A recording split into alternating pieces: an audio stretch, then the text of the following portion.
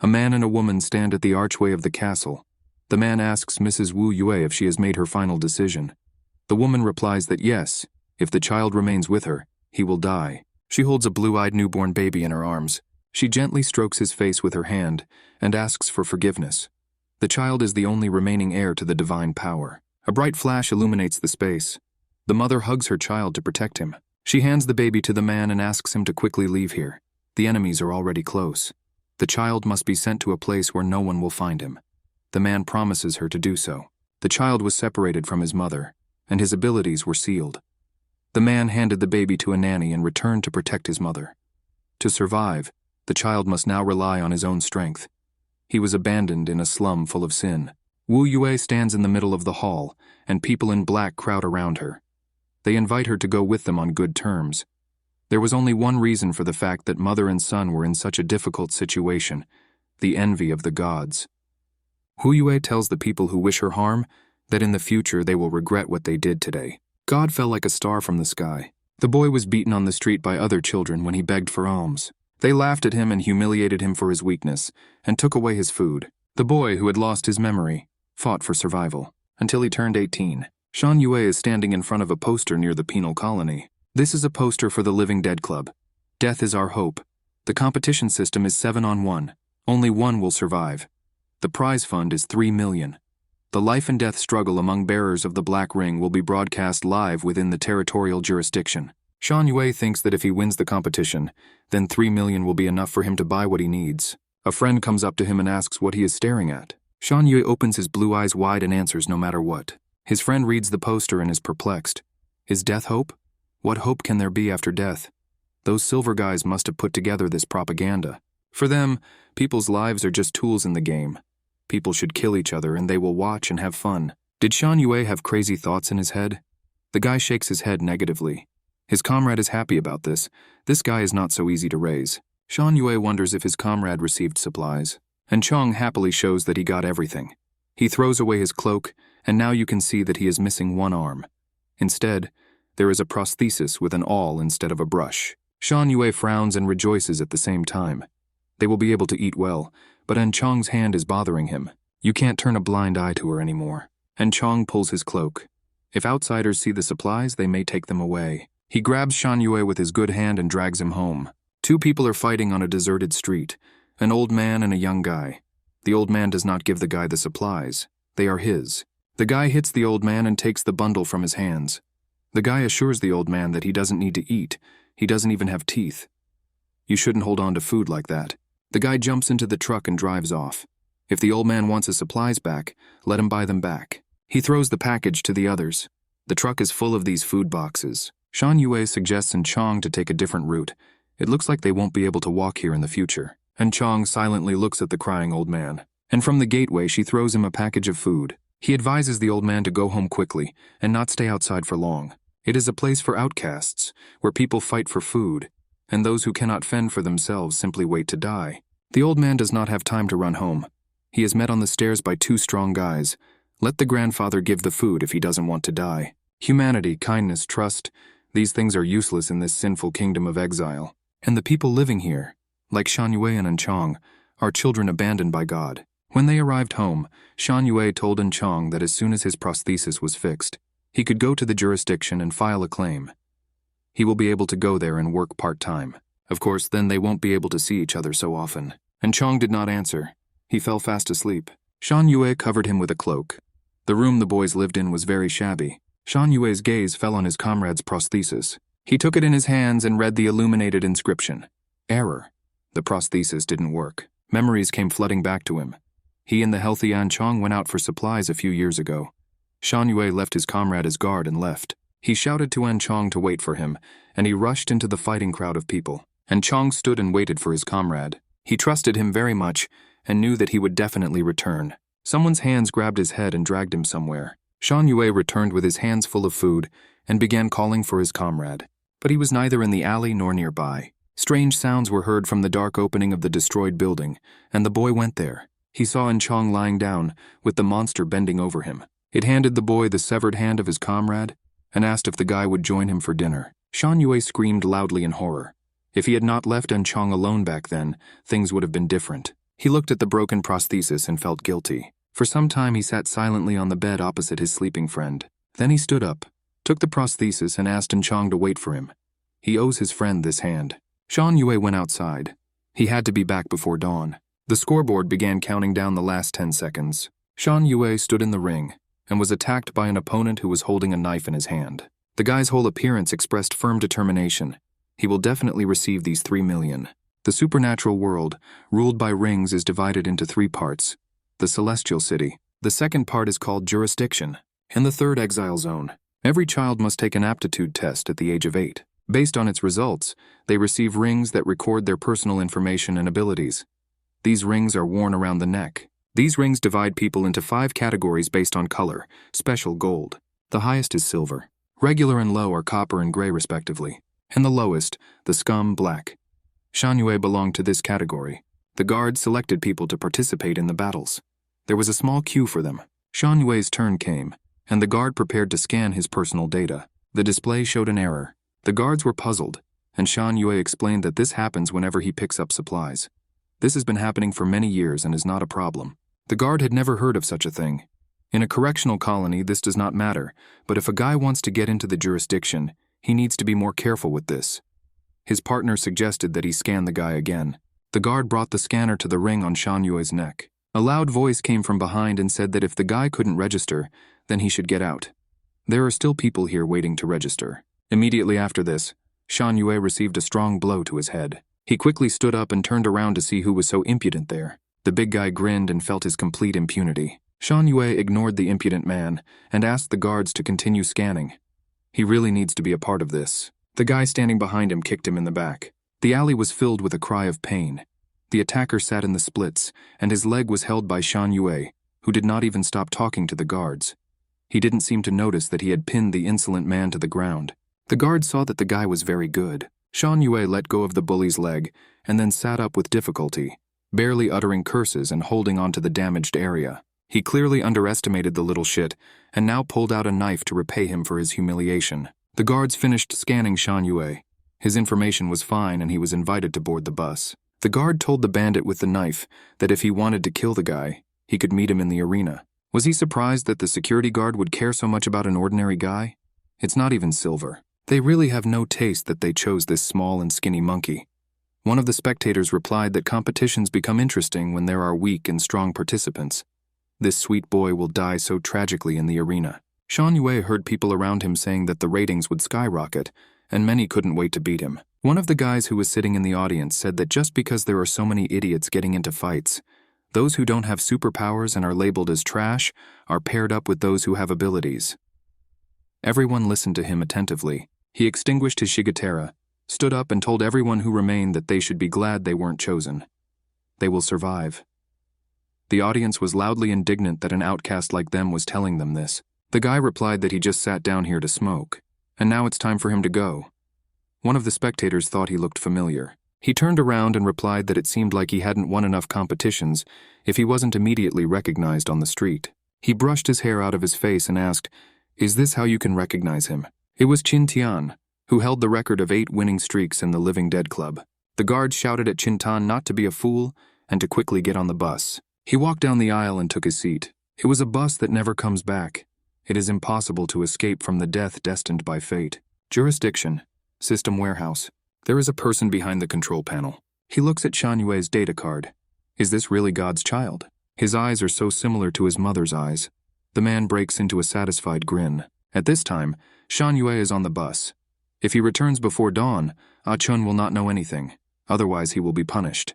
In the window, he saw the silhouette of a moron approaching him with a knife. Reacting instantly, Shan Yue presses a button that lowers the seat, and he delivers a powerful kick to the hand holding the knife. The knife flies out of the enemy's hand and sticks into the roof of the bus. If the idiot wants to fight here, he's ready. Shan Yue jumps up from his seat and is ready to attack his opponent. Qin Tan carefully observes what is happening and does not interfere. The bully believes that it would be boring if the boy did not react at all, but he will still deal with him before the conference. Shan Yue doesn't want to waste energy on the bastard. Everything must be done quickly, otherwise he will not cope with the test. But if he now takes measures to neutralize this idiot, then everyone will know about his strength, and he will become a thorn in the side of everyone present here. He stands opposite the enemy and thinks hard about what to do. At this time, Chin-tan crashes into the idiot who is screaming that he wants to kill the guy and knocks him out. Ignoring Shan Yue, he picks up the unconscious body and carries it away. The driver thanks Chin-tan for cleaning up the interior. He asks everyone to remain calm until they reach their destination. Chin-tan assures the driver that the idiot will not come to his senses. Shan Yue is impressed by Chin-tan's strength. He knocked out a healthy guy with one blow. He thanked his savior. If he was put in a fight with him, Shan Yue wouldn't stand a chance. He didn't say this out loud. It is very naive to thank your opponent. The boy was lucky, but that is if he survives and wins today. The bus enters a 3-stage steel arch, drives through a dark tunnel, and he drives out onto a wide street flooded with light with brightly lit skyscrapers. Shan Yue saw a completely different scene from the exile zone. Jurisdiction is the place where the highest live. In front of the club stands an impressive statue holding a black scythe. Shan Yue wanted to take a closer look at the statue, but he was shouted at to hurry up. The club's arena was ready to accept all fighters. The hall was full, and spectators made bets in anticipation of interesting events in the arena. Shan Yue walked down the corridor with the rest of the participants and looked at the skull flags that were hung everywhere. Towards the living participants, workers carried carts on which lay the bodies of those who were unlucky today. Shan Yue looked at the cart with the dead participants. The workers lamented that very violent events were taking place in the arena today. The worker threw the contents of the cart down. The bodies of the losers are treated like trash falling down into the pitch darkness. Shan Yue silently looked at what was happening to the people in this club.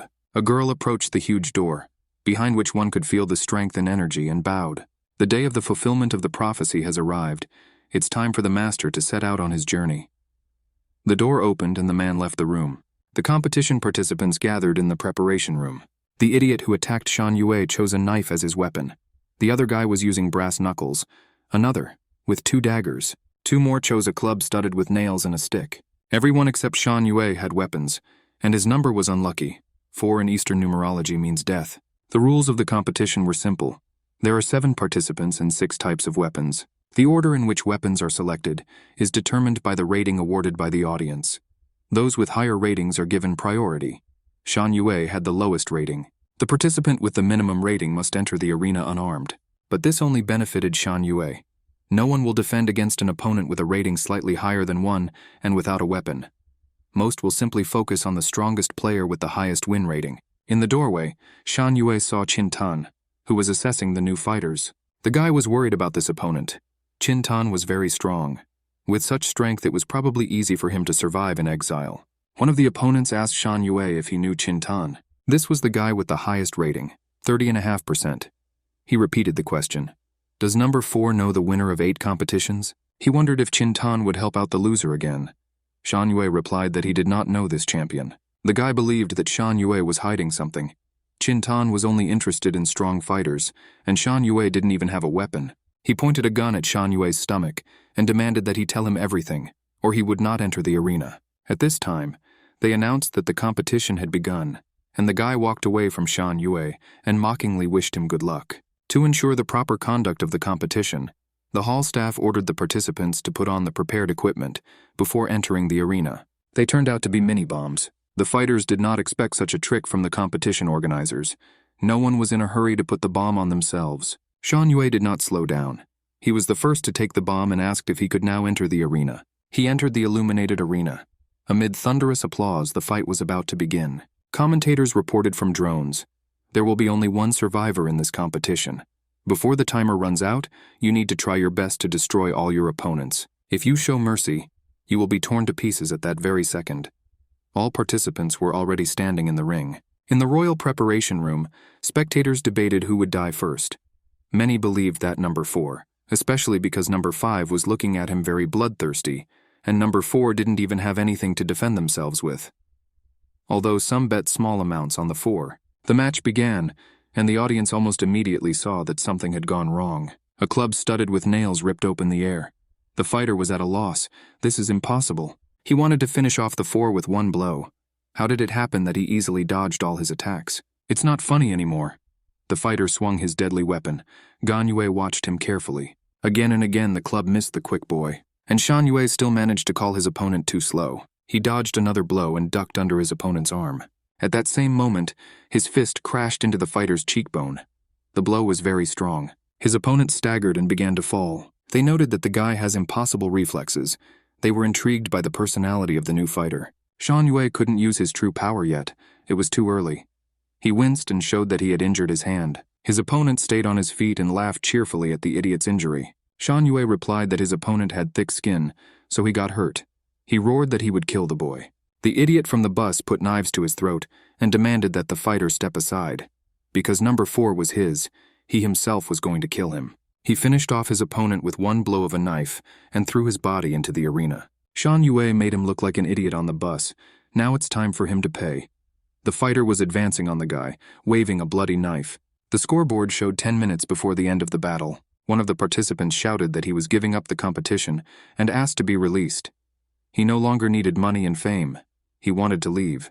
The guard pressed the red button on the remote control he was holding in his hands. The bomb attached to the ring on the guy's neck lit up red. There was an explosion and it was all over. The body fell into the arena, and the participants could not resist screaming in horror. The fighter with the pistol only looked up from the fight for a moment, and then he continued to strike his opponent, who was already lying in the arena. Shan Yue all this time was dodging the idiot who attacked him with a knife, but could not reach him. The guy noted to himself that his opponent's speed and strength had increased greatly. On the bus, he was restraining himself greatly. If Shan Yue continues to simply dodge his attacks, he will achieve nothing. He will simply waste his time and energy. He mentally asked Chong what should he do. To survive and protect themselves in the exile zone, the boys had to fight a lot. And Chun, as a more experienced fighter, trained his friend. Shan Yue learned quickly. And Chong used to be able to hit him, but after a few weeks he couldn't even touch him. He even thought that Shan Yue had some hidden superpowers. However, with very good defense, when Shan Yue faces danger, he will not beat anyone with his evasions. The only way to win is to attack. And Chong trained the guy even harder. He took this task very seriously. However, Shan Yue felt like there was a curse on his body. He never learned anything, despite constant training. It was very strange that the guy's dodges were getting better day by day, but he still made no progress in improving his attacks. There was a chance that Shan Yue's enemies would die of old age trying to catch up and kill the guy, but it was a small chance. And Chong was very worried about this. He thought for a long time about what was going on, and finally asked Shan Yue if maybe his lack of strength had something to do with the woman he always sees in his dreams. A woman with a divine ring. Shan Yue didn't understand how a simple dream about a divine ring could be related to his power, and Chong encouraged his friend. In any case, if he encounters danger, he can always dodge and run away. Shan Yue didn't like hiding behind the one-armed An Chong. He hated his weaknesses and incompetence. He began to train alone. He wanted to become stronger, and was not going to cave into fate. Now in the arena, he understood that he could not run away forever. He had to attack to win. Both fighters rushed at each other at the same time. The idiot threw a punch. Shan Yue dodged again and hit his opponent. But he blocked his blow with one hand, and he laughed out loud when he saw how weak his opponent was. With one powerful blow, he sent Shan Yue flying across the arena. It turns out this guy is just a rat who dodges all the time. Shan Yue struggled to his feet. His opponent was advancing on him with a knife in his hands. He had one intention, to finish off the impudent boy. Confusion grew among the spectators. What are the 4 up to? Either he is strong or he is weak. Maybe he has an ace up his sleeve? At this time, on a dark street, a man approached the iron garage door. He was wearing a silver ring. He only said the name, Shan Yue, and the door immediately opened. A successful and handsome young man posed against the background of the burning lights of the city. In the arena, the 3rd number with a pistol ran to the place of showdown between Shan Yue and the idiot. He tore off the mini-bomb and threw it at the drone, which was flying over the arena and reporting. At the same time, the 3rd one pointed the gun at Shan Yue and pulled the trigger. There was an explosion and the spectators howled with delight. It was so vile. What else would you expect from a player with the highest rating? The idiot with the knife was stunned. He stood covering his face with his palm. The 3rd was quite surprised that Shan Yue was still alive. He was aiming for him exactly as he was able to dodge. Who is this guy? Shan Yue was covered in blood and had difficulty coming to his senses. He could have easily been killed at that moment, but the idiot was already flying toward the troika, shouting that he was going to kill him. He knocked the pistol out of his opponent's hands and they rolled across the arena. Shan Yue leaned towards the pistol that was lying next to him. The 3rd number quickly gained the upper hand over his opponent, and now the knife was threatening the idiot himself. He could do nothing against the iron grip of the troika. The idiot yelled at Shan Yue to quickly grab the gun, and he shot at number 3. Shan Yue was silent and in no hurry to do anything. In the face of danger, the idiot began to beg the guy to help him. He promised to share his winnings with him, or even let him win. Shan Yue did not move. The third number stuck the knife into the idiot, and it was all over. He rose to his feet, and aloud pitied his opponent for his unlucky fate today. Now Shan Yue was next in line, and the third number went to him. But he was stopped by someone standing in the back. The first number managed to grab the pistol and fired a shot. Now the winnings will be his. Troika fell next to his victim in the arena. Drones broadcast from the competition.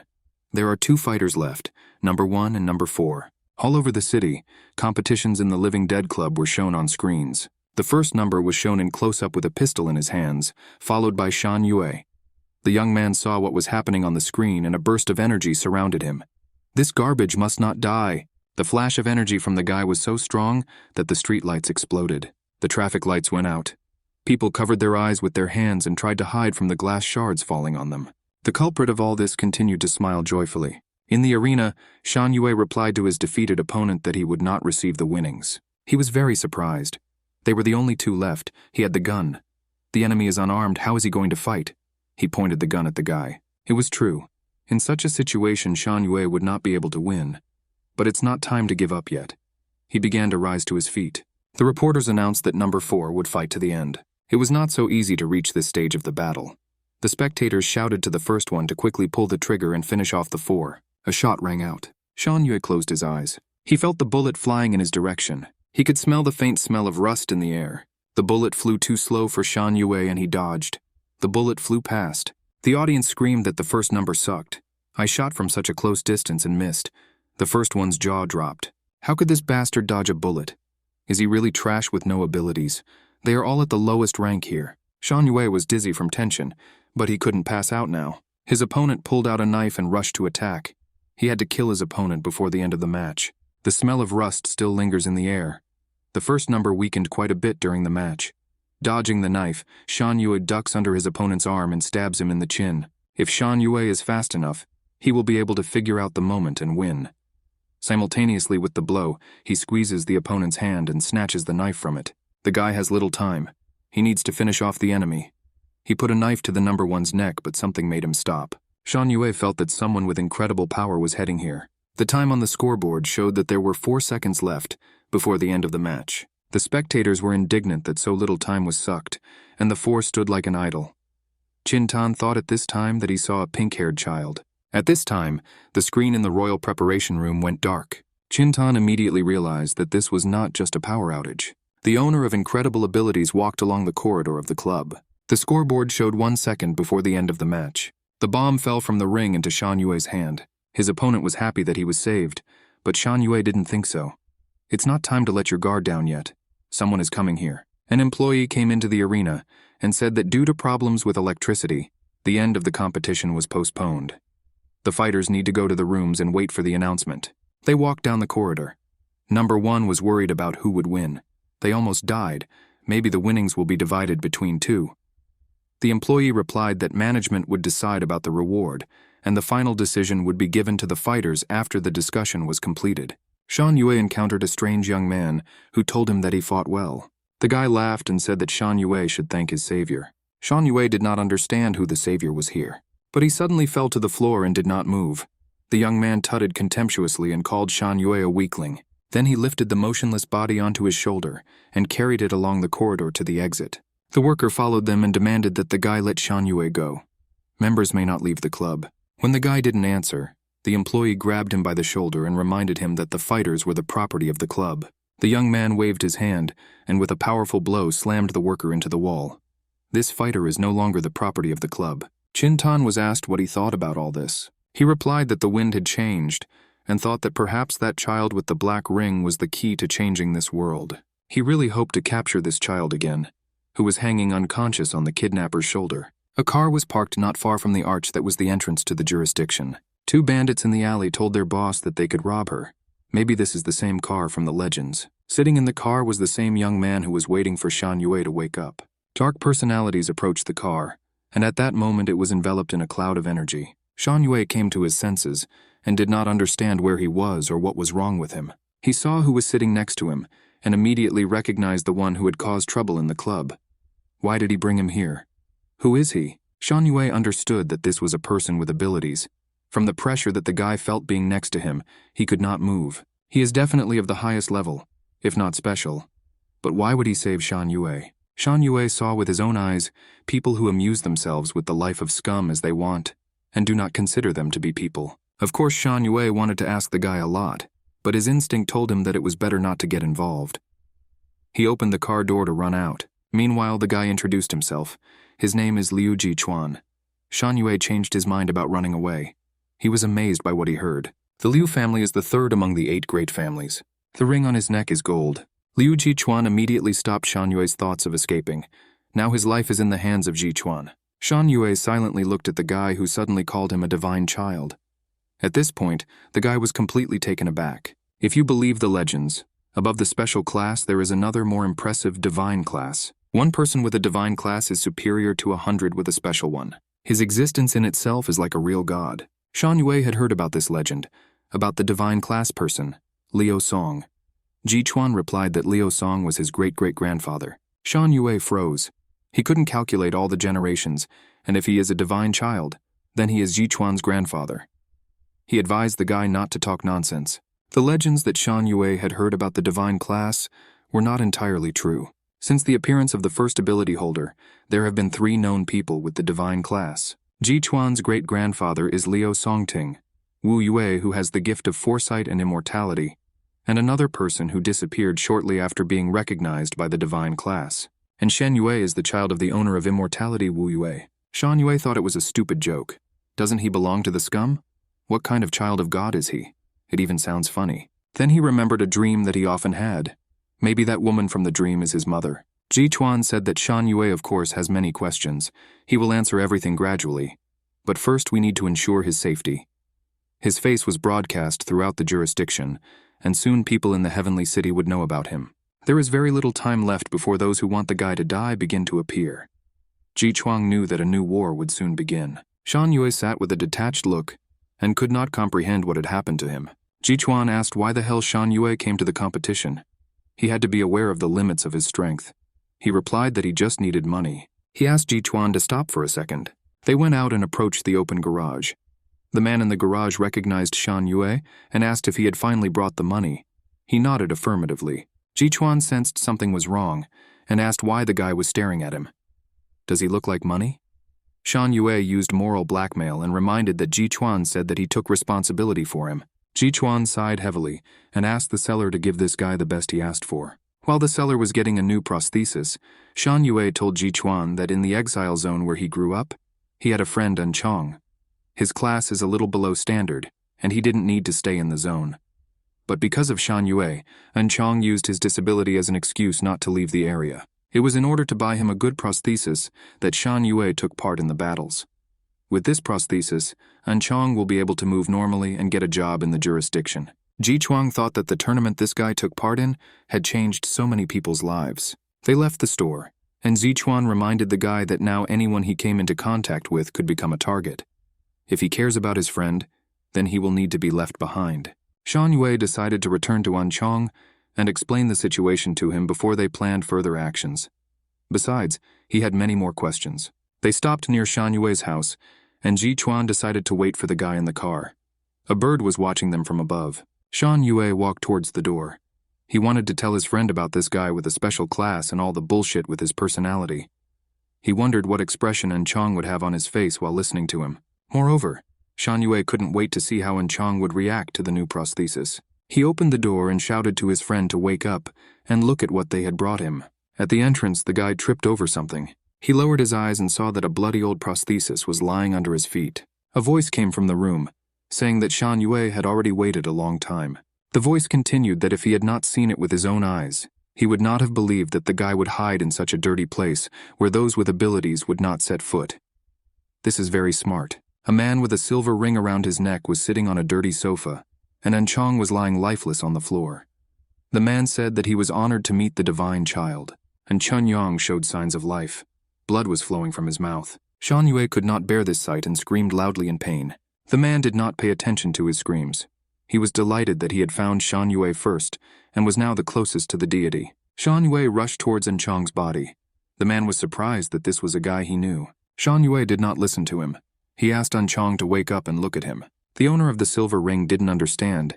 Is the guy really crying over this garbage? He grabbed Shan Yue by the breasts and called her a useless loser. What a disappointment. This loser is the heir of a deity? He struck Shan Yue hard. The blow sent the guy flying against the wall and falling to the floor. The man approached him and grabbed him by the throat. He even thought that he had made a mistake. A divine child cannot be so weak. Shan Yue could dodge, but it didn't matter now. Why did his friend, with whom they had been connected for years, die? Why didn't Shan Yue himself die? The guy didn't even try to escape from the attacker's tenacious fingers. He almost lost consciousness and felt that he was in an unfamiliar place. He was drawn into the open door. He himself appeared from the door, told him to move, and walked out of the black space behind the door. Shan Yue flew into the black abyss, and the second he walked into the room.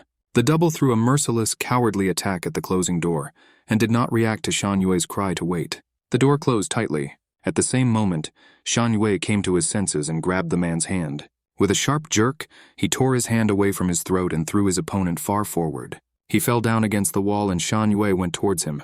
The man realized that his arm was broken. He looked at the formidable Shan Yue approaching him. The man began to beg for mercy. He didn't understand what was happening.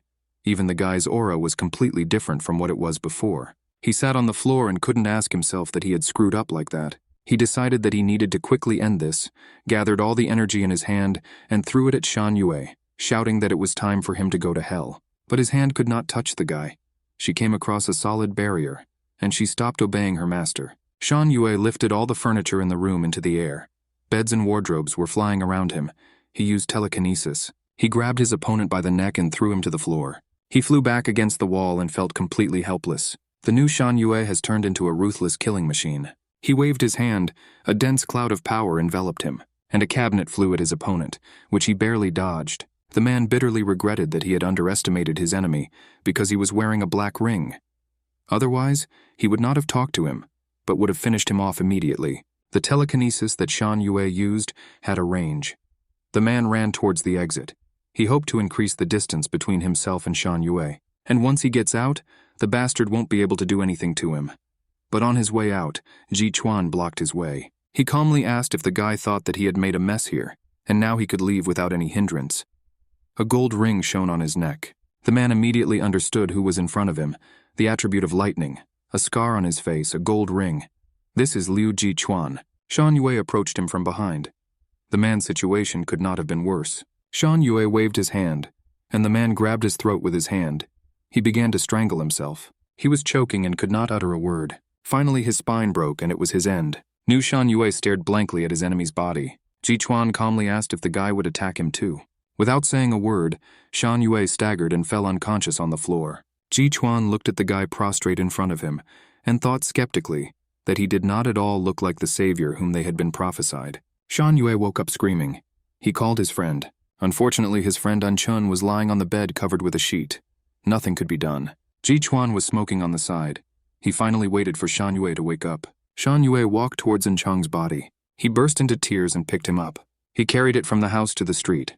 Ji Chuan Yen prevented him. In a clean place under a tree, Shan Yue dug a grave and placed the body of his only friend in it. He covered the grave with earth, and he placed a cross he made with his own hands on the grave.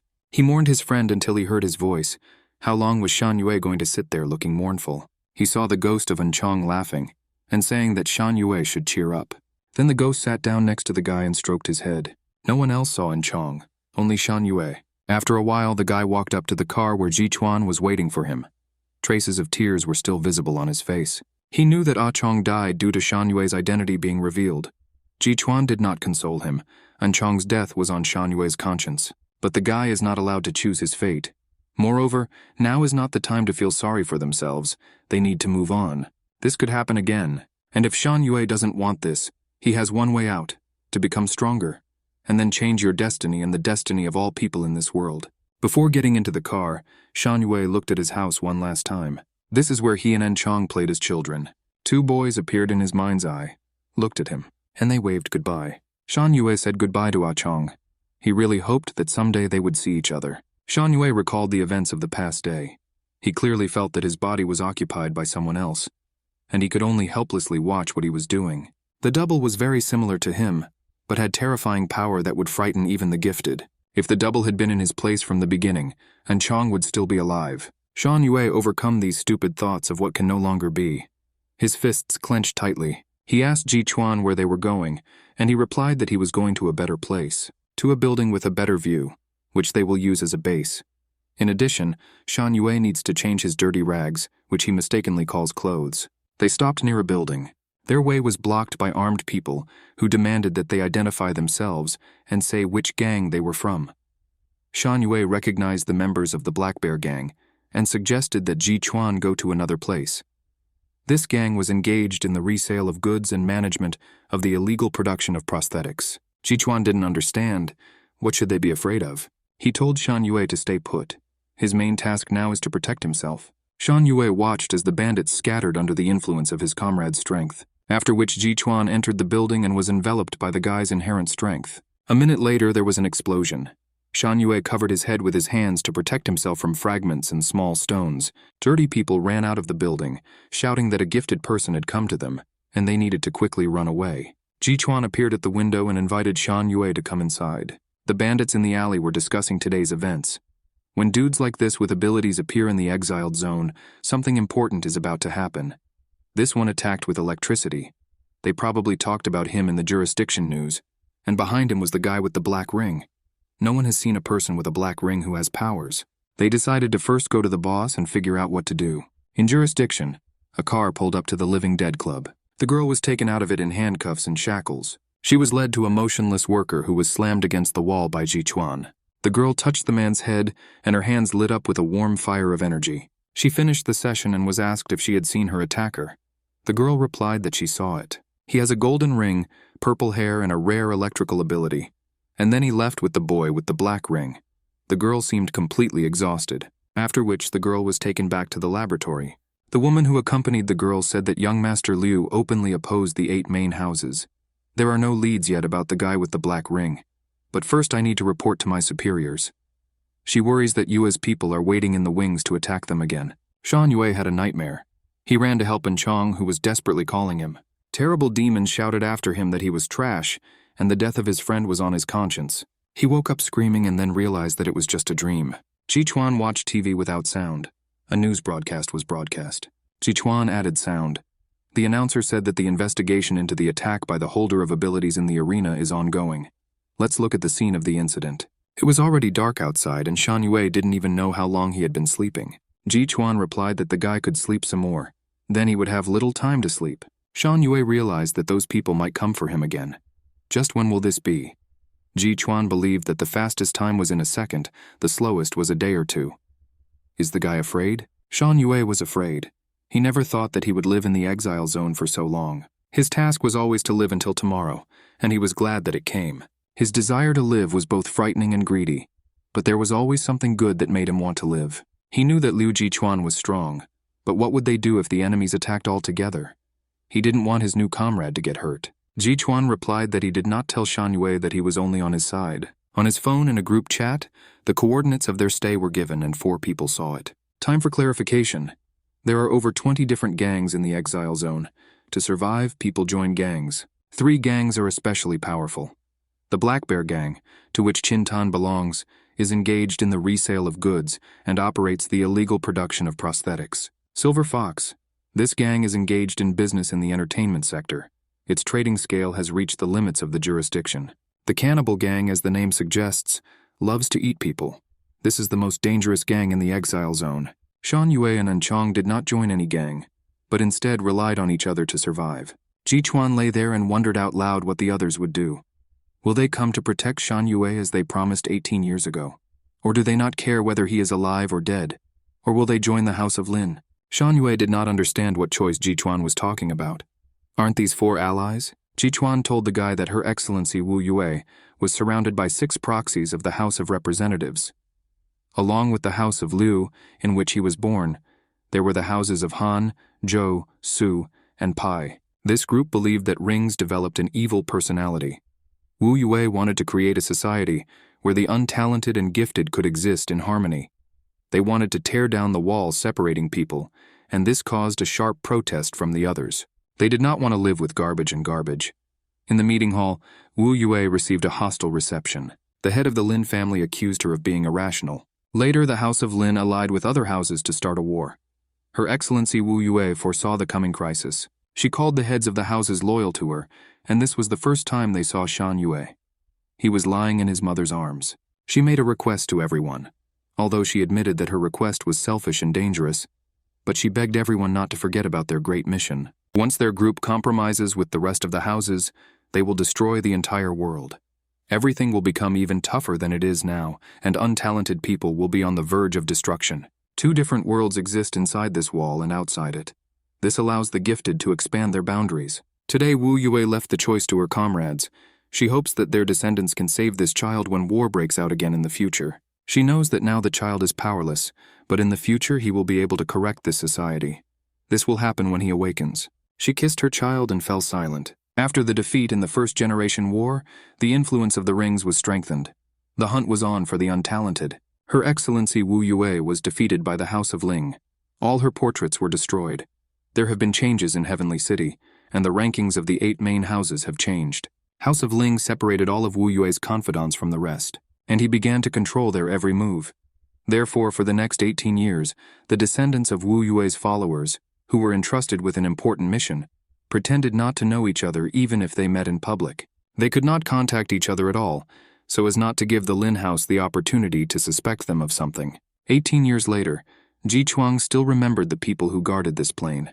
He wonders how many of them will keep their word. In any case, Ji Chuan can carry out the mission himself, without waiting for help.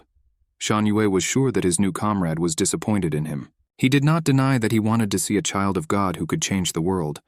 But Shan Yue is very mediocre, and it's a bit disappointing. But Ji Chuan does not regret that he came to the guy's rescue. Shan Yue thanked him from the bottom of his heart for this. He was about to go outside to bring them some food. When he went out into the corridor, his legs gave way and he sat down on the floor. The guy couldn't stop trembling in his arms and legs. He remembered his mother's words that when he wakes up, he will correct this society. This made him feel bad. Not only could he not protect the world, he could not protect himself. He couldn't accept it. No matter how many gifted ones come to take his life, he should not be afraid.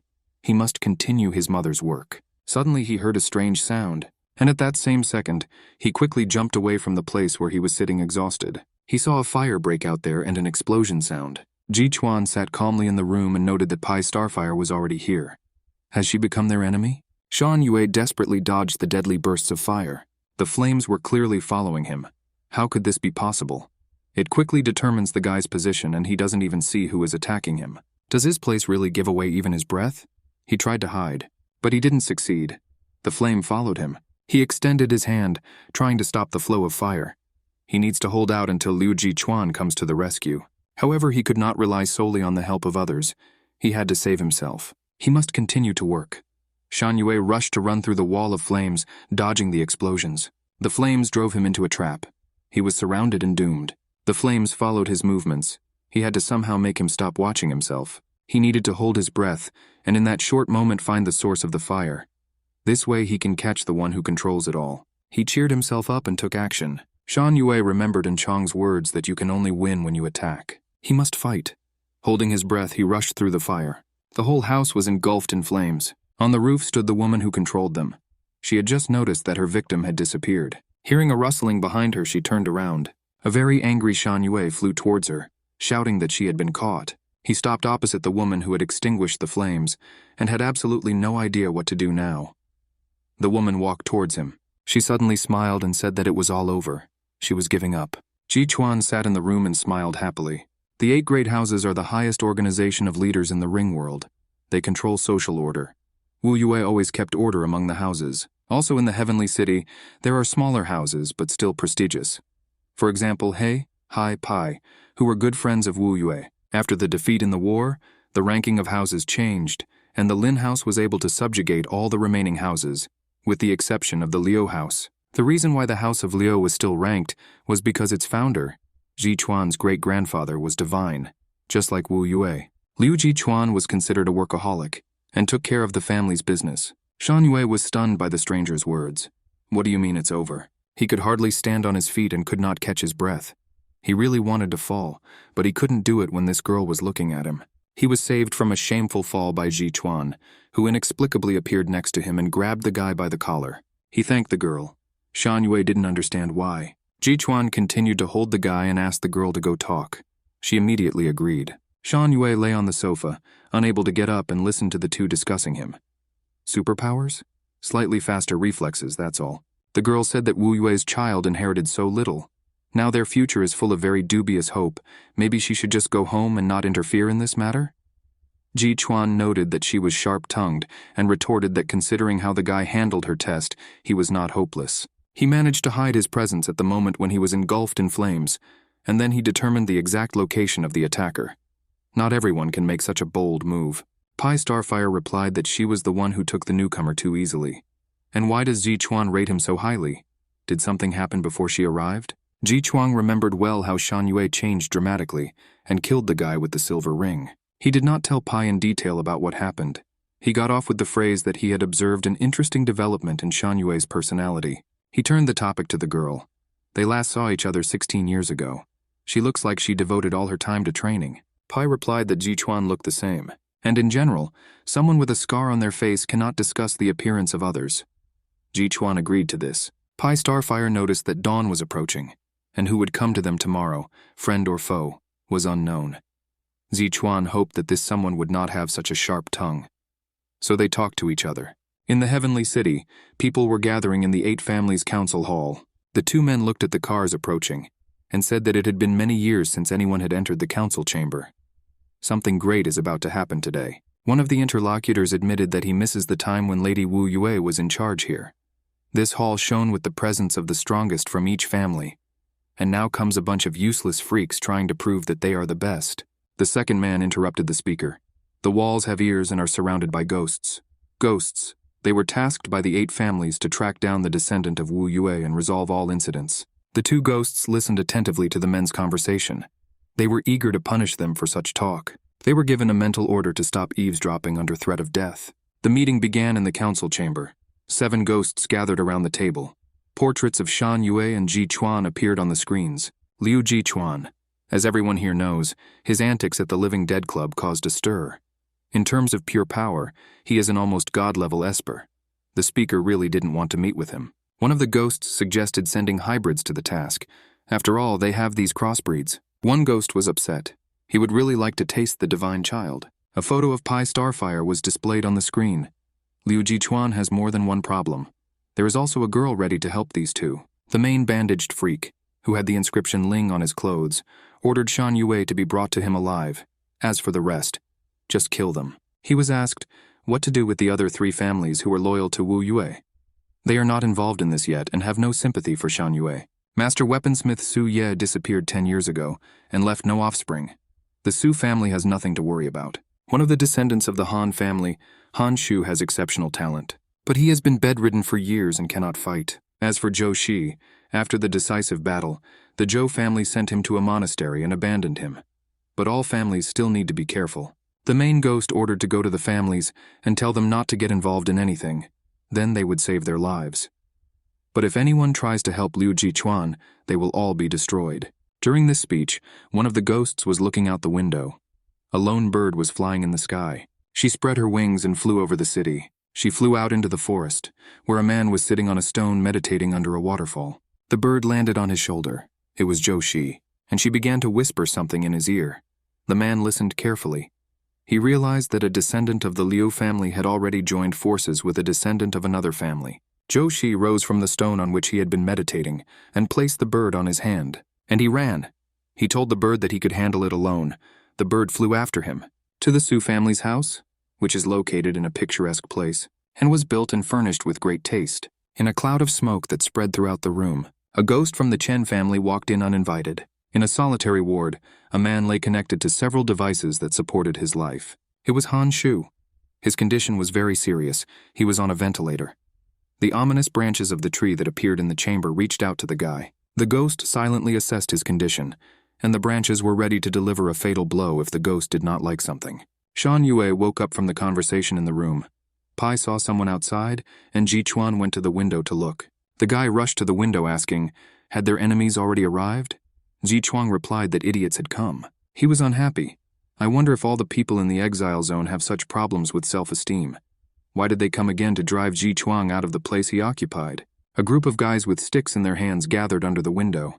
One of them shouted into a megaphone, would the guests want to come down and talk? Shan Yue was surprised to recognize the screaming Qin Tan.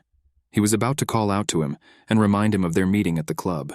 But Ji Chuan covered his mouth and shouted that he did not have the slightest desire to communicate with anyone. Qin Tan replied that he was not interested in Ji Chuan. He wants to talk to the pink-haired boy that Ji Chuan kidnapped. This will be a conversation between the black rings. Let others not interfere. Shan Yue was stunned by this plot twist. He didn't expect to become so popular. Qin Tan himself wants to talk to him. Ji Chuan and Pai Starfire left the room so as not to disturb the conversation. They leaned against the wall, waiting. Ji Chuan was very disappointed. He was already eager to grab his enemies by the throat, and then such a bummer befell him. Qin Tan said that he did not think that he and Shan Yue would have to meet so quickly. As soon as he learned that the Black Bear Gang building was occupied by the gifted, he immediately realized that the guy could not have done it without the guy. Shan Yue apologized for taking over the Great Fighter's territory. Qin Tan didn't care about capturing the building. He wanted to know why the gifted ones came specifically for Shan Yue. The guy replied that no one, including Qin Tan, would believe him if he told the whole truth. Qin Tan prepared to listen. The gang members were bored, waiting for the end of the conversation. They didn't even understand what they could talk about for so long, and everyone was hungry. They believed that the boss trusted Qin Tan too much and allowed him too much. In the room, Qin Tan was summing up the conversation. The boy who is sitting opposite is the son of Lady Wu Yue, and in the future he will fight with the enemies who have settled in the Heavenly City, and his two allies are now standing outside the door? Shan Yue was surprised how Qin Tan knew his mother's name. He didn't mention it in conversation. Qin Tan asked a counter-question. Shan Yue first left the exile zone on the day he went to fight in the arena? People from other places know the name Wu Yue, but this name has become forbidden in recent years and is not allowed to be mentioned on any occasion. Qin Tan was shocked by the honesty with which the guy told him everything, considering they had only met once before. Is Shan Yue not afraid that he will now come out and reveal his location to those who are looking for him? Shan Yue's intuition told him that his interlocutor would not do this. He is very reliable, and there is no point in looking at him so mockingly. His intuition is very strong. Qin Tan noted to himself that in just 2 days, this child's eyes had changed a lot. He was touched by his honesty and had a clue about Shan Yue's mother in return. The guy tensed up, waiting for this clue. 20 years ago, Qin Tan was interviewing for a job. He went to jurisdiction and was taken to a building under construction in a strange car. The location and purpose of the trip were kept secret. They were blindfolded and warned not to remove their blindfolds until they reached their destination. He worked at a construction site, and after a while he noticed that they were building a prison. It was a prison for one person. The man with the golden ring ordered them to finish the construction as soon as possible. By chance, Qin Tan heard people with golden rings calling this place a divine prison. Before he could hear the conversation, the guard told him to lower his eyes and go do his job. Qin Tan thinks that Shan Yue's mother is being held in this prison. Of course, this is just his guess, but if this is so, then Wu Yue is still alive. A ghost flew through the Su family's house. There was no one in the rooms. It seemed the house was empty. The ghost could not detect any living creatures. He decided that his mission was completed, and he could return back. Suddenly, behind one of the doors, he felt signs of faint energy. He did not need to open the door. He could perfectly pass through any obstacles. He leaned half out of the closed door and began to look around. What he saw made him not believe his own eyes. A child stood in the center of the room entangled in wires. Someone said that there are no descendants in the Su family. Then who is standing in front of him now? The child opened his violet eyes. He suddenly woke up, and this made the ghost happy. Now he will get answers to all his questions. The child scanned the entering ghost with his gaze. Unknown person. 20% of the data has been updated. The ghost noted that the child was not wearing a ring. Even they didn't know about its existence. Who is he, and what does Su Ye have to do with the family? Silence was his answer, and the ghost became angry. Is he deaf? He's talking to her. The child continued to look at him, and 70% of the data was updated. A moment later, the child's eyes lit up with purple fire. 100% of the data is updated. The ghost looked at her, and the question was read in his gaze. What is this? The child said 2 words. Chen Yang. These words had such an effect on the ghost that he jumped. How does this child know his name? He moved behind him and demanded that he answer him. The child turned to him and extended his hand, which was full of purple energy. He hit the ghost in the chest, and he could not stand on his feet. There was an explosion at the Su family's house. The child straightened up and broke the wires that bound him. He was completely shrouded in a haze of energy. The ghost sat against the wall and pressed his wound. How can this be? The shockwave that this child produced from his palm. This is the superpower of Liu Xingguang, who died a long time ago. How could a descendant of House Su do such a thing? This is wrong. This is completely different from the information that ghosts have. He must urgently inform the others to be careful. Families loyal to Wu Yue are not as simple as they seemed. The entire room was covered in purple fog. This came as a surprise to the ghost, his face contorted with fear, because the wonderful child was behind him and touched him with a hand full of energy. Chen Yang's ghost's last words were, "No." An explosion of monstrous force tore apart both the ghost and the room. A giant vortex of violet energy was formed. The ghost managed to get everywhere. On Joshi's way, another one jumped out of the water. With a cry, "Die!" he attacked the man with water balls that were full of deadly energy. They flew towards the man, who stood calmly in their path. He extended his unprotected hand towards them, and the evil energy disappeared. Joshi began to juggle streams of water, and it obediently followed his every movement. Finally, he let go of the water, and it spilled onto him without causing any harm. Joshi said that choosing him as a target was a big mistake. The ghost's jaw dropped. This bastard just destroyed such a beautiful bomb without any difficulty? Then the ghost decided to finish off the scum with his bare hands and attacked Joshi. He did not have time to get the sword, which was in its sheath on the slope. But the guy easily dodged to the left from the ghost's blow and dealt him a strong counterpunch to the body. The ghost coughed and missed the next blow, which threw him far back. In 2 leaps, Joshi closed the distance and again delivered a series of blows to his opponent. He beat the ghost as if it were a rag doll and not a serious opponent. The ghost realized that he had to run, otherwise things would end badly for him. He wanted to warn others that things were very bad with these families. But Joshi caught up with him, and with one blow he knocked him to the ground. The man grabbed his sword. He took it out of its sheath and put the blade to the ghost's throat. He only managed to ask what superpowers his opponent uses. He replied that he did not need any superpowers to fight such weaklings. He will defeat them with his bare hands. In a Buddhist monastery, he was among other novices. The main thing he learned there is that, like a line drawn with a stick in the water, human life is fragile and short. Joshi stood on the meditation stone with the blood of his enemy dripping from his sword. At the Han house, a ghost approached a man who was lying unconscious. Ominous branches wrapped around the patient's wrists. The ghost thought that the information he received was correct. Han Shu is just a living corpse without any signs of movement or intelligence. The branches of the tree felt the patient's body, catching his gold ring.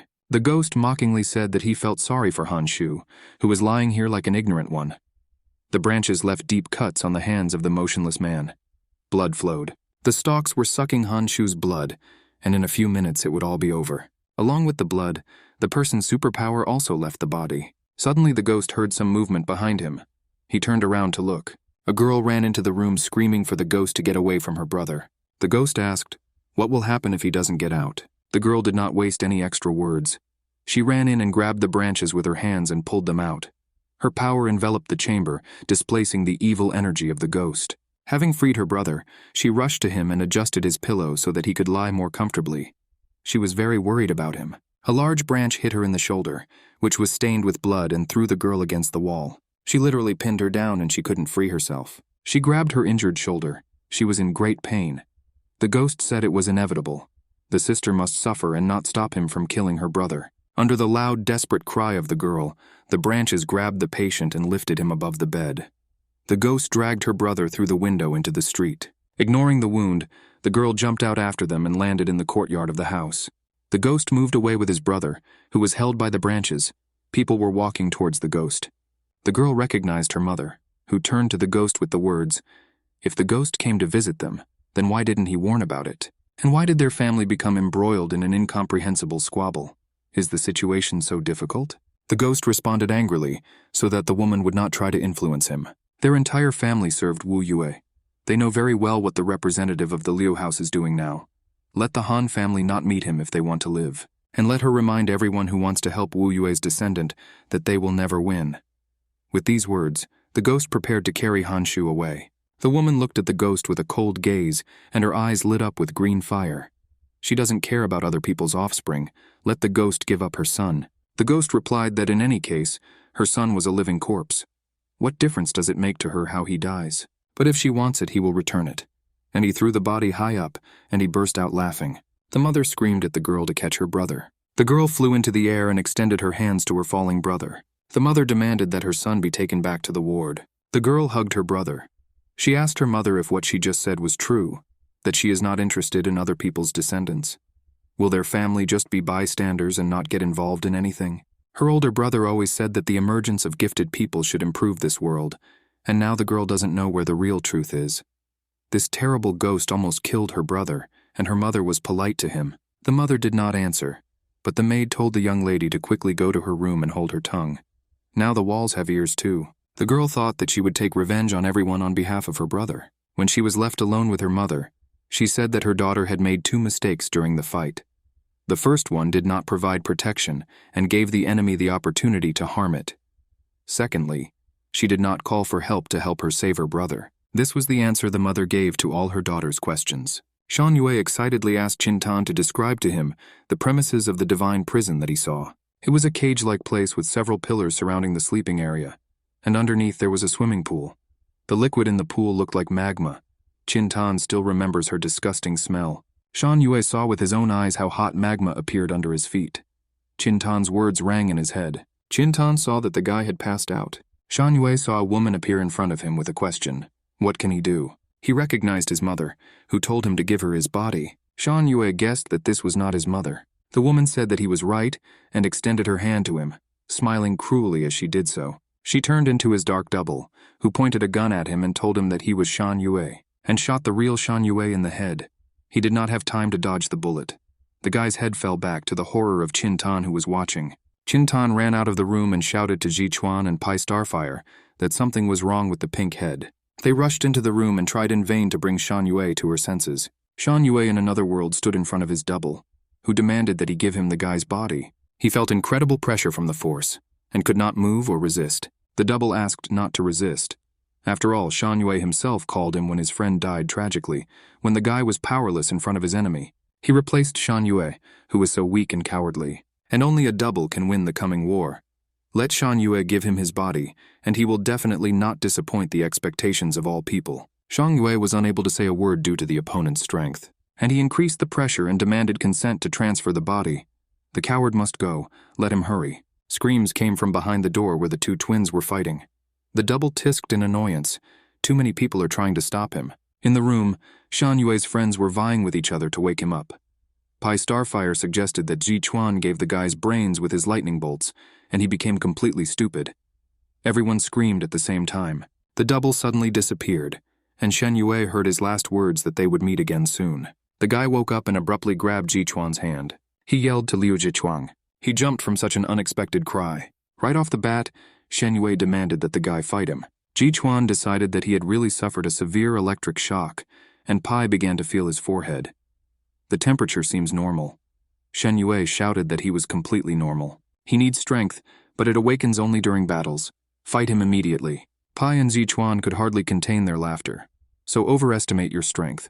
It would be okay to overestimate it, but he simply insulted Jichuan. Of course, there is nothing wrong if Jichuan helps the boy with his training. It will make him realize the harsh reality. But the enemy is advancing and his strength must not be wasted. Jichuang thought that he would not waste any strength training with this weakling. It will all end with the warm-up. Qin got into the conversation and said that he knew a great place for fighting. He took them to this place, and Pai gave Shen Yue instructions before sparring. You have to be careful so that this monster doesn't finish him off by accident. Shen Yue needed this. Only when death is at hand can he get what he wants, and he really needs to become stronger and as quickly as possible. Pai stayed to watch the fight and thought she was in the right place. Shan Yue took a fighting stance. Where to expect the blow? The enemy attacks from afar or comes closer. He realized that he needed to calm down and concentrate, then he would be able to predict his opponent's movements. First, you need to understand his fighting technique. Liu Jichuan was calm and decided to add an atmosphere to the fighting arena. Electric charges surrounded him, and a sphere shining with electricity sparkled above the fighters. She lowered herself and covered the guys, leaving the spectators outside. Pai cursed and rushed to Shan Yue's aid, but the sphere beat with current and did not let anyone through. Pai was very scared for the boy. What will happen to him now? Jichuan burst out laughing. Now the boy will see what it means to be a real Esper, who is on a completely different level than others. Is Shen Yue ready to be skinned now? Shen Yue was determined to resist. A breeze whistled near his face, and Jichuan suddenly appeared next to him. With one movement of his hand, he threw the guy far back. Shen Yue fell to the ground. His level was not enough to even consider the enemy's movements, and the opponent fights with one hand. Jichuan laughed openly. Let the kid hang in there, he hasn't even started yet. Pai tried to open the sphere, sending an ocean of flame at it. Chintan had seen many espers, but this was the first time he had met one as terrifying as Liu Jichuan. There was not a scratch on the sphere, no matter how hard Pai tried. The girl replied that after all, this goat is closest to God. 16 years ago, when she came for the ranking assessment, the entire hall was full of electrical discharges. People felt monstrous pressure and asked whose power it was that could not be stopped.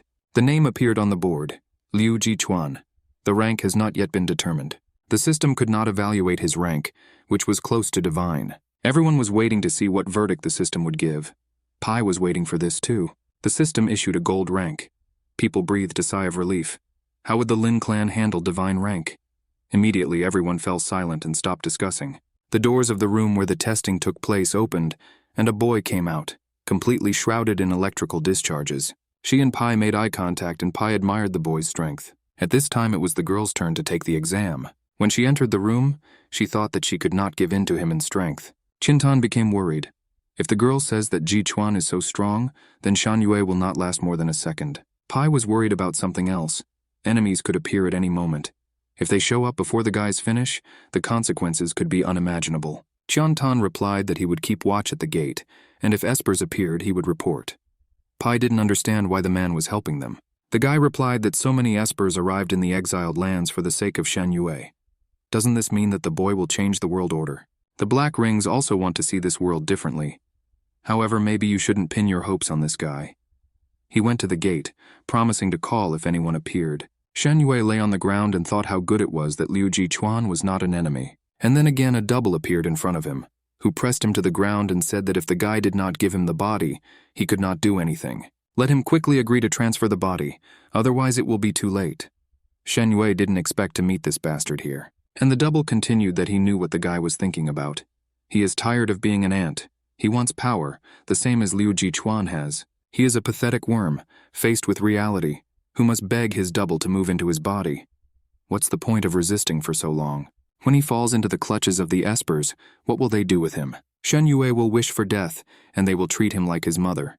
They will lock him up, and an infinite number of people will line up to drink his blood and taste his flesh. He needs to rely on his double. He will be able to take revenge and destroy every esper, and wipe them all off the face of the earth. Shan Yue was hooked on the word, everyone.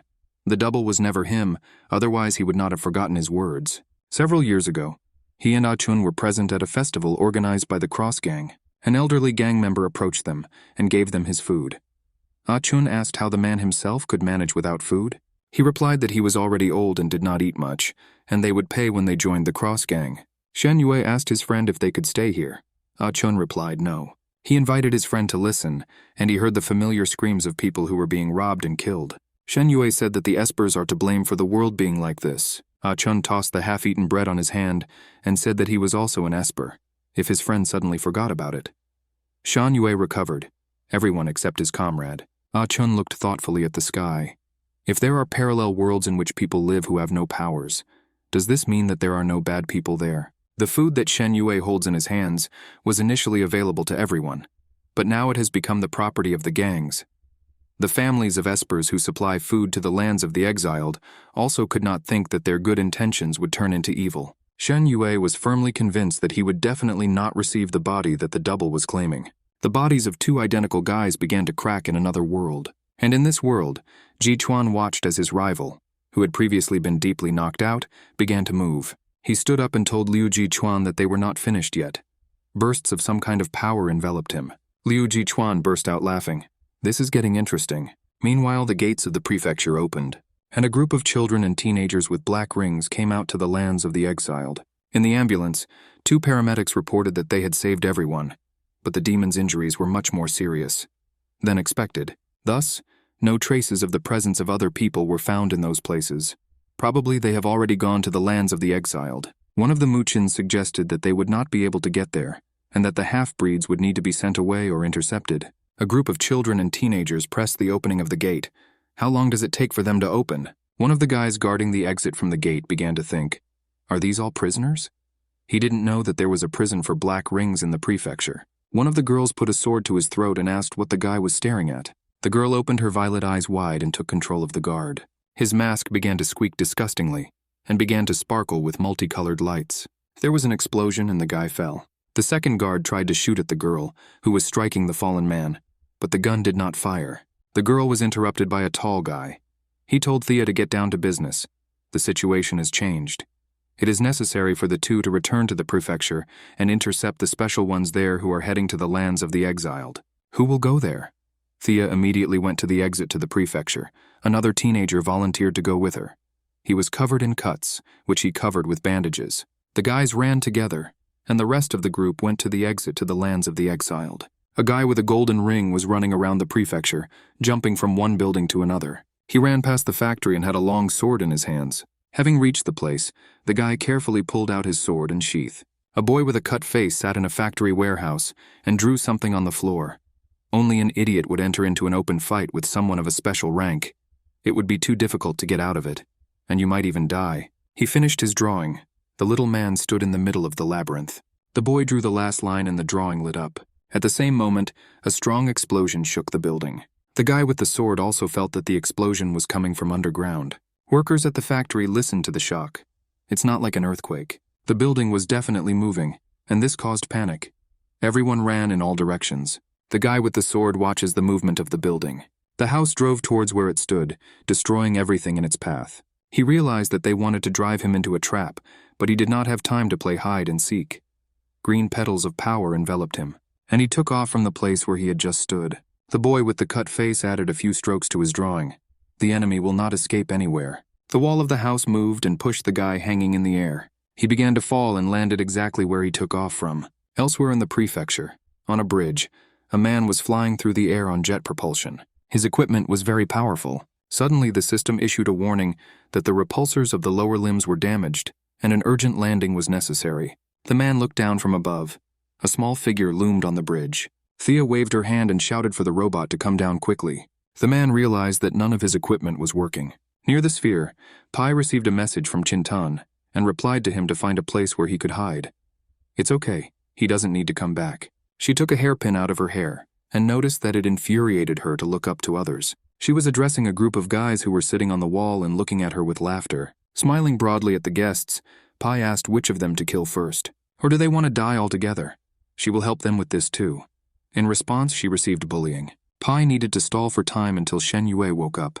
But even if this works, from the looks of it, Shen Yue's abilities will be the same as his mother's, mental. The weak point of such espers is obvious.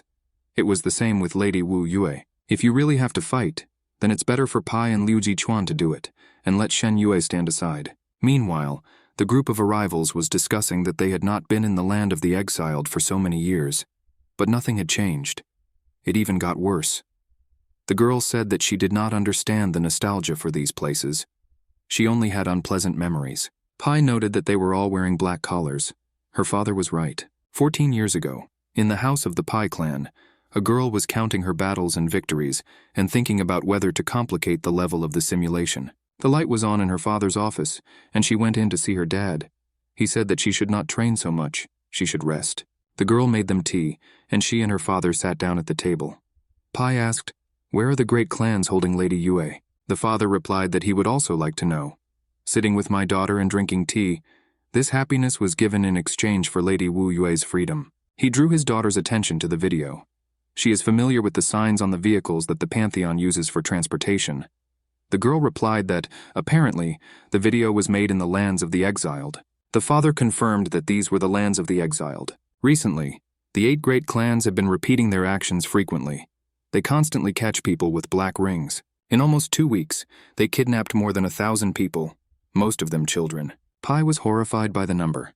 What are they going to do with these children? The father said that he had thought about all the possible options, and everything confirmed one theory. They are needed to resist the Pai generation. While Pai was remembering her father's answer, on the wall those who came were discussing who would be the first to fight. The tall guy wanted to deal with the girl himself, but his girlfriend was indignant.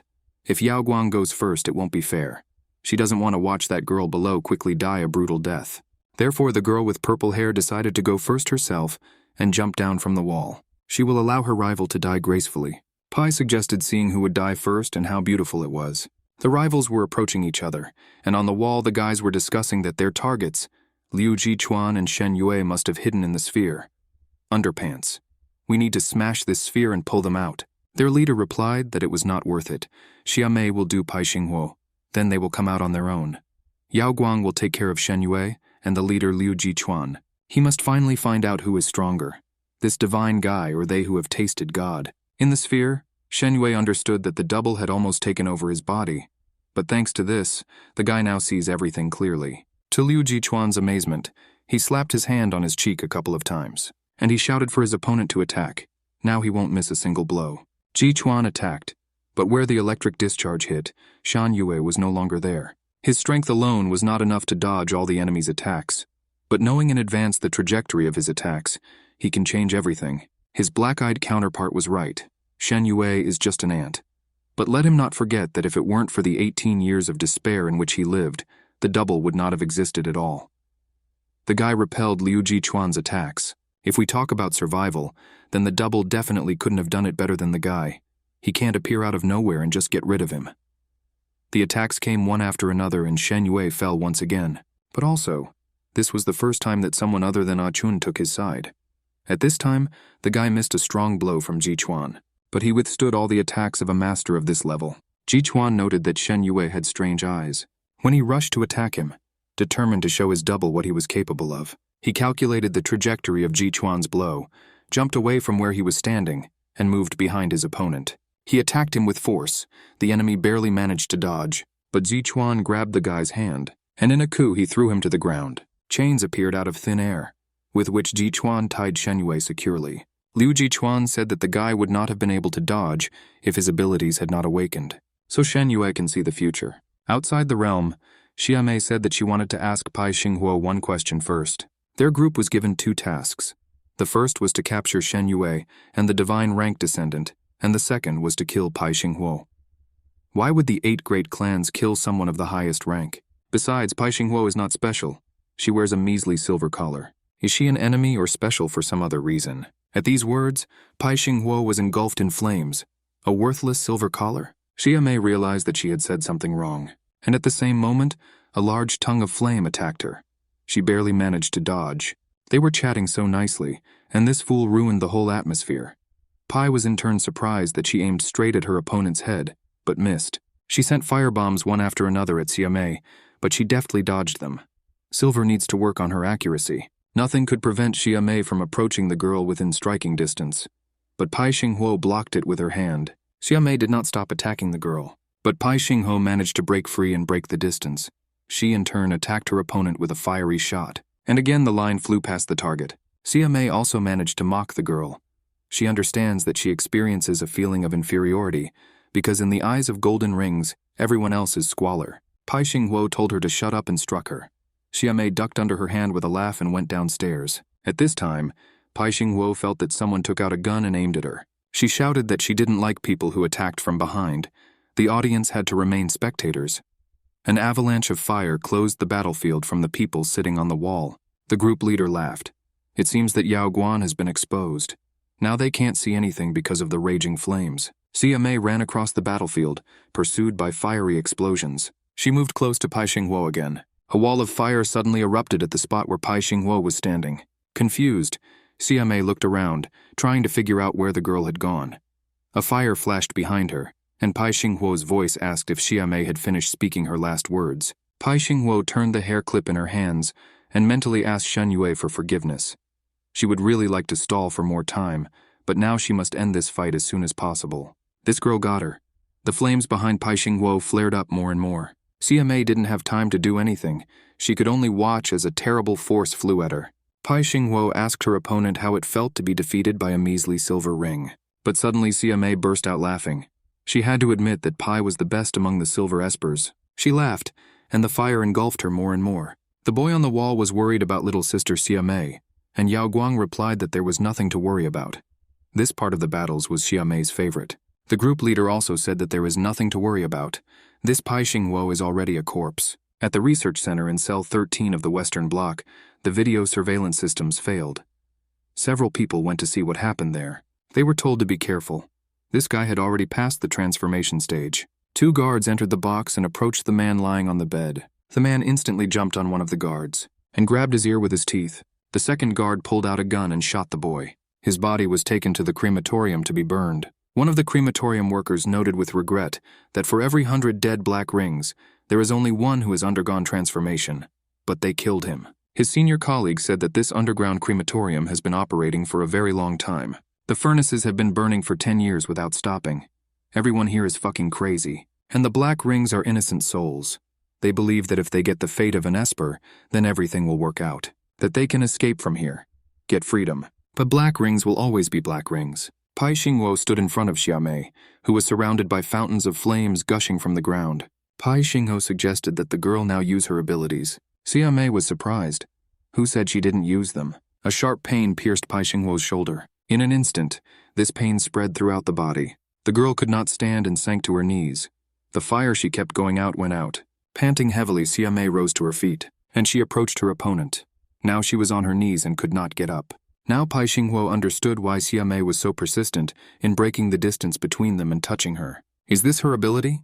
Paralysis through touch? Xiamei replied that it is impossible to kill anyone through paralysis, and this is not her ability. Her unique ability is control over the aging process. Yao Guang knew this deadly ability of his girlfriend well. As children, they were brought to a research center together. They were told that they had been selected to participate in a new high-class rebirth program. This is the place where the destinies of the black rings change. This is the only opportunity to get rid of your low origins, unlock your potential, and find your true self. Those who successfully undergo the transformation and show the best results will have the opportunity to enter the pantheon. Xiamei listened carefully and looked at the other children. She didn't like that Yao Guang also looked at her. And in the dining room, she attacked him with threats. The boy standing nearby grabbed the sharp piece of wood with his hand that Xiamei was threatening the guy with. The security guard stopped the argument by using a stun gun on Xiamei. He said that the experience would pass in an hour and they should eat well and not start quarrels. With these words, he left, leaving the girl lying on the floor. Yao Guang wanted to help the girl, but she jumped up screaming so that the boy would not touch her, and she ran away. The children were told to get in line to go to the cells according to their serial number. Yao Guang and Xiamei were close again, and the boy said that he looked at her because she seemed very strong to him. Both children hoped that they would undergo a transformation. The girl experienced the transformation very difficult. It was not easy for all the children. They were monitored by video cameras. The next day, Yao Guang heard someone calling him. It was his comrade who had also undergone transformation and wanted to know if Yao Guang was alive. They looked at Xiamei's camera, which was still lying on the floor. Yao Guang underwent a transformation, and his eyes became a yellow fiery color. The guards walked along the corridor and were surprised that 3 children survived in this block, while in the next one all died. They recorded that Tianlang, Yao Guang, and Xiamei survived. She was the first surviving girl in this set. Tianlang spun small clouds of fire around himself. Yao Guang understood that they had undergone transformation, but had not changed their destiny. Everything they were told was a lie. In the next cell, Xiamei opened her eyes and looked at the guard. When he left her cell, his partner exclaimed in horror, "What happened to his face?" Not only with the face, but with the whole body. The hysterical guard called for reinforcements to cell 13 West Block. Currently, Xiamei was telling Pai Xingwo that if she touched her solar plexus, her heart would stop beating very quickly. She said goodbye to the girl and prepared to strike the decisive blow. The sister of Han Shu, the terminally ill man whom she had saved from the branches with which the ghost was torturing him, was running down the street. A stone was clutched in her hands. She threw a rock at the CCTV camera, but she accidentally hit a column, which began to fall. The girl barely managed to catch her. In the garage, alarming cries from the system sounded that the password was incorrect. The girl pulled out the wires and opened the garage door. Her wound on her hand had not yet healed, and she was in pain. But now is not the time to think about such trifles. She was looking for the car she needed among many others, and finally she found it. The maid was panicking in the mistress of the house's office. The young lady stole the phone and wants to steal the car. She is determined to attend the meeting in the lands of the exiled. It's too dangerous there. We need to go and stop the girl. The girl's mother calmly replied that Yuli did not have access. Everything would be fine. The maid stopped. Exactly. These cars were assembled by Mr. Shu. He built a smart identification system into them. Only the mistress and the young master can drive them. The hostess pressed a button on the panel. Yuli was trying to start the car without a key at that moment. She saw in a movie that you need to short-circuit 2 wires. Suddenly, the doors of the car that was parked nearby swung open. The mechanical voice said that the Yuan Ye system had been activated, and the user had been changed from Han Shu to Han Yuli. It was her brother's car. The girl got into her brother's car, and the system reported that she was not yet 18 years old, and the autopilot was activated. She sat down in the navigator's seat and fastened her seatbelt. The voice screamed so loudly that the girl was scared. She checked the location that was sent to her brother in the group. These were the lands of the exiled. Mom set the destination. The car took off like crazy. The mother looked out the window. The maid was worried. After all, the young mistress never left them. The woman was silent. She recalled the distant past. When she was pregnant and expecting a child, Wu Yue always said that she wanted the child to come into this world safely. His godmother was waiting for him. Then hard times began, and she persuaded Wu Yue to run away with her. But she refused, and this made the woman hate her. Now the woman was sure that the future could be changed. She trusts her Yu Li. The car drove through the Golden Gate along the bridge and entered the territory of the prefecture. Yu Li saw that the prefecture was not the same as before. Now it belongs to bad people. She sent a message to the group. She is Han Yu Li, 14 years old, and Han Shu's younger sister. Due to the special situation, there was no way her brother could join, so her mother sent her to help. She wondered if her mother would forgive her for leaving on the road without saying goodbye, but a lot of time has passed, and there was no answer to her message. The Yuanye system advised the girl to check the locations of the remaining group members. Users can track each other's location by default. There are 2 people not far from her, and one seems familiar to the system. The Yuanye system drove the car in a direction unknown to Yu Li. They were driving along a traffic crossing, after the madness caused by Liu Jichun in the prefecture. Compared to the pedestrian crossing, everything was quiet at the transport crossing. Yu Li was not the only one who did not respond to messages. A boy with a cut face sat on the floor of the building and wrote that he easily managed to get rid of a special rank. And he wants to talk about it. Suddenly a chill ran down his spine. He looked at the figure drawn on the floor. She was still surrounded by walls. But how long has it been since she moved? Birds began to hit the window. The guy shuddered. He looked up and his face distorted. It was impossible. A guy with a gold ring around his neck flew into the broken window along with the birds. He walked up to the guy sitting on the floor. He couldn't understand how the bastard got out of his trap. The young man replied that the enemy decided to intercept him on the territory of the plant, in a place where ordinary people gathered. Therefore, he thought that his ability was only in the ability to sense and direct flows of power. The guy drew his sword, the smooth surface of which reflected the distorted face of his enemy. The guy continued to say that he did the experiment, and it turned out to be right. He put his sword to his opponent's neck. What is trapped is his double. At this time, the building shook again. Now the guy with the sword began to ask questions. How many enemies are there in the group? Why is there only one here? Where are the others? And the main question is, why can black collars use force? His opponent laughed. That's what he answered. He heard that monks don't kill. However, when there is a sword at the throat, anyone will split. The boy slowly extended his left hand to his drawing. But does his opponent have time to listen to him? There was a deafening roar and a building nearby began to fall. At the same time, the boy collapsed the floor and began to slowly climb down. He asked the monk Joshi whether he would choose to save people in a collapsed building or chase after him. Joshi jumped out the window, and all the birds flew after him. The boy ran with all his might to Thea, at the same time calling her on the phone. Circumstances have changed and he is on his way to her. Thea was just in the thick of a battle with a human robot. She didn't understand what had changed. Let her partner run, as long as he doesn't interfere with her fun. Despite the number of blows, to Thea's surprise, the robot man, as she called him, still held on. The system was broadcasting that launching repulsors of the upper limbs was impossible. Joshi was flying accompanied by a flock of birds. He asked them to show him the way to the black collars. Faster than lightning, he rushed through the destroyed factory, helping everyone he could find. His movements were lightning fast. He needed to hurry. In the blocked compartment, people tried to open the door, but there was a blockage outside and they were unable to do so. Soon they will suffocate here. People were close to panic. Suddenly outside the door they heard a sound like a bird chirping. The door opened and a flock of birds flew into the room. They grabbed people by the clothes and carried them out of the death trap. Waves of power enveloped them. Birds brought people to safety. People thanked Joshi for saving them. One rescued woman screamed that she had lost her child, whom she had secretly taken to work. There was no one to leave him with at home, and he himself would have died. The building began to fall. Everyone was numb. The mother's grief could not be expressed in words. Joshi asked where exactly the child was. The woman replied that she was in the warehouse on the lower tier. A second later, Joshi was already on the roof of a neighboring house. The excited bird landed on his hand. He stroked it and promised that he would be fine. The birds were left to watch as their man retreated into the destroyed building.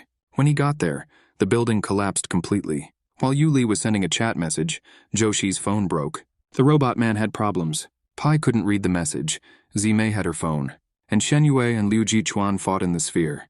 Everyone was busy. The destroyed lower floor of the plant was flooded with water. A little boy stood on the shelf, looked at the rising water and called for help. If this continues, he will drown.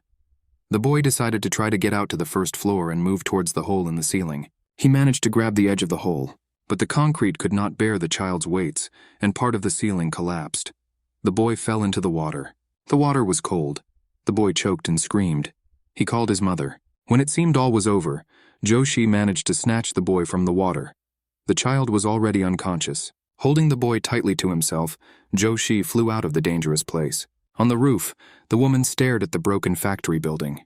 Birds circled above him and no one appeared from there. Suddenly, a piece of concrete and brick flew into the air, and Joshi appeared from the opening with a boy in his arms. The child had already come to his senses and said that his name was Xiao Chu. Now that they're out, Joshi told Xiao Chu to find his mother himself, and his savior still has a lot to do. Xiao Chu was very brave, and of course he could find his mother. The whirlwind of power carried his savior far away. It happened so quickly that Xiao Chu did not even understand what happened. There was a fight on the bridge. The robot man was desperately trying to restore the function of his limbs. Thea was thrown far back and her attempts to win failed. Then she decided to use a weapon and pulled out a pistol. The robot man issued a warning. The enemy needs to stop the attack and clear the way. This is the last warning. Information will not be duplicated. Thea's main ability was the ability to disable equipment. Her opponent's levitation, mist, recovery, and movement were blocked. Thea pulled the trigger and the bullet flew out of the gun barrel. The system warned that it was forcibly disabling all functions of the robot. Extending his hand, the robot caught the flying bullet. I crushed it and threw it away. Thea was impressed by her opponent's abilities. Grandmaster Shu Ye's secret weapon is very worthy. The robot stopped moving. All systems were turned off. Thea approached the motionless robot. She wanted to open it up and see how it worked. The dead creator of such a toy will not mind. She began to disassemble the robot. But a sudden noise caused Thea to be distracted from her work. A car flew onto the bridge at insane speed. Yuli jumped out of it without waiting for a stop. At the same time in the realm, Jichuan told Shen Yue that if his abilities had not awakened, he would not have been able to predict his attack. The mission was completed, and Liu Jichuan was about to leave the sphere. Terrible images flashed through Shen Yue's head of Jichuan coming under a lightning attack, and Shen Yue himself cannot help him in any way. He shouted that the guy should not go out under any circumstances. Jichuan calmly asked what the guy saw. Shen Yue did not hide the truth. He will be killed immediately. Liu Jichuan will die. The guy was sure that Shen Yue's abilities had not yet fully awakened, and he saw everything wrong. But Shen Yue insisted that he saw everything clearly, although only for a moment. Jichuan did not listen to the guy's advice. He walked towards the exit. He couldn't wait to see what was out there. Qintan's assistant An lay hid near the scene and watched everything through binoculars. He conveyed to Qingtan that the course of the battle had changed dramatically. The black one finished the silver one so that it couldn't resist. He hurried Qintan. If he doesn't get here soon, there could be a disaster. All their efforts will go to waste. And Li saw how the black one was about to kill the silver one. At this time, Qiantan and his assistants were robbing a bandit warehouse with food and distributing it to people. The assistant shouted into a megaphone that the black bears had even more in store in the port. Whoever wanted to grab their piece should follow them. People fought for food. Everyone wanted to take more for themselves. One of the guys told Qiantan that if Madame found out that they had leaked the place where the supplies were stored, she would definitely kill them. But Qiantan was not thinking about that. Pai Xingwo could not defeat the black collar. It's too weird. There must be black rings on these guys just to divert attention. Even if the Supreme One lost the battle, there would only be one ending for all of them. He gave the command to move forward. To hell with it. Ellen will do what he has to do. Xiamei leaned over Pai Xingwo. She always thought the moment before death was beautiful, because in that short moment they become equal. Even the most powerful Esper is unable to escape his death. Pai Xingwo had difficulty saying that she wanted to know the girl's name. Xiamei was surprised. Why would a corpse know this? Pai Xingwo's eyes closed. In the deep darkness, she heard her father's voice calling her. Everything started spinning around her and she woke up in her room.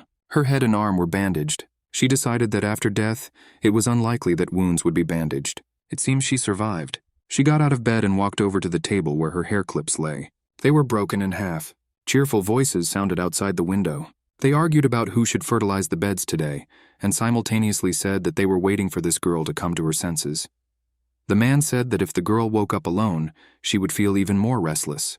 The woman replied that her husband was just lazy. Pai Xinghuo walked to the window and saw the silver woman punishing the golden man. The man saw that the girl woke up and was very happy. Pai Xinghuo was wary. She had never met any golden ones who liked to grow vegetables. Together with the man, she went to the garden. She asked him why he saved her. He replied that it was very disappointing to leave this wonderful world at such a young age. Pai Xinghuo said that she had no reason to live. The man turned to her and said that he had no children, and if she did not mind, then from now on she would be his daughter. Let him forget his past and become part of the Pai family. She will no longer have to be afraid. No one will know that she is still on the territory of the Pantheon. Pai Xinghuo asked if the man was afraid that she would cause a lot of trouble for the Pai clan. The man replied that if it bothered him, he would not have brought her here. Pai Xinghuo asked what he wants from her in return. The man replied that she would have to protect one child, just like her. A child with unlimited possibilities. One day she was helping a man in the garden.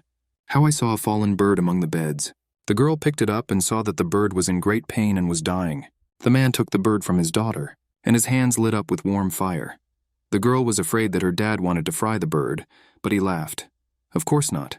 The man's hand glowed more and more. He said that all higher espers can control certain elements: gold, wood, fire, earth, wind, current, and even sound.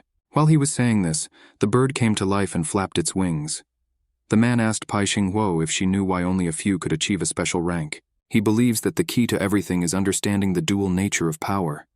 The man released the bird from his hands into freedom. Pai Xinghuo had never seen a person capable of generating such fire. Is he the resurrector? This flame does not hurt but heals. If you perceive fire as a destructive force, then it becomes a deadly weapon. The flame around the torment changed and became menacing. But where there is death, there is life. If you look at him as a creative force, he can save her from mortal danger. The tree next to them was engulfed in flames, and how the power is revealed depends on what is in the heart of the person who uses it. Pai Xinghuo replied that it was probably the fire of the heart. The man said that this is a good name.